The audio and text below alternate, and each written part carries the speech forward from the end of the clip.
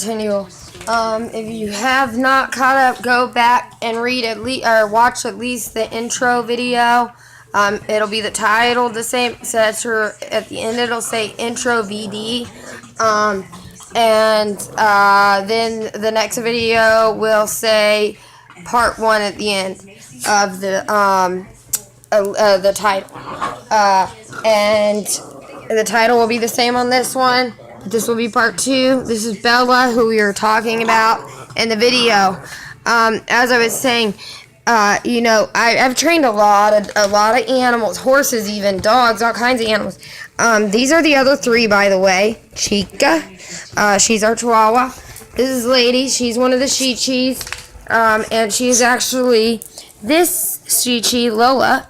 That is her mommy. And they are my 3 little dogs. Now, Bella here is being raised by them. As you've seen, she's listening to commands. She's still really little, so she likes to sleep a lot. She's very attached to me. She seems to like women's voices. So, in the video, I was talking about, her commands and how well she listens. And, about training the other pits in the first rescue I had worked in and stuff. And with not only my personal experience, I've also trained little dogs like these in the shelter too. We actually had a blind Chihuahua that looked very similar to my Chihuahua, except for it was a male. These are all females. Bella is a female, obviously, too. Anyhow, back to the main point.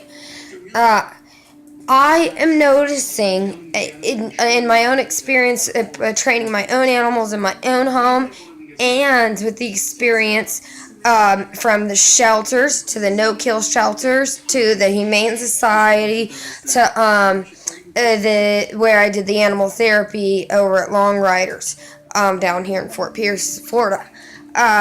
Anyways, which is where we do animal therapy with horses and things like that. I'll get that in a different video, a different topic. So, topic is pit bull puppies. Okay, I have noticed so many people hating on people getting pit bull puppies or pit bulls in general around children or families or little dogs or even at all, unless they're like, I think people stipulate it as like people that are getting them are either redneck people that want to go out and hunt, which necessarily isn't a redneck just because they want to hunt, FYI.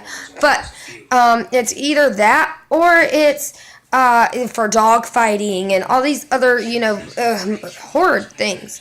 And I'll tell you right now, I don't agree with people that do those things to these dogs. And it gives them a bad rap. Because let me tell you what. This dog I've had for 72 hours, as I was saying in the last video. And she is only 8 weeks and about 3 days.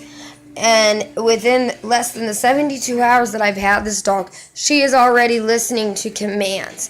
One of the things that if you're trying to raise a pit or any dog in general, but especially a bigger dog, they have dog clickers that you can buy. I don't know where mine is. I do have a professional one.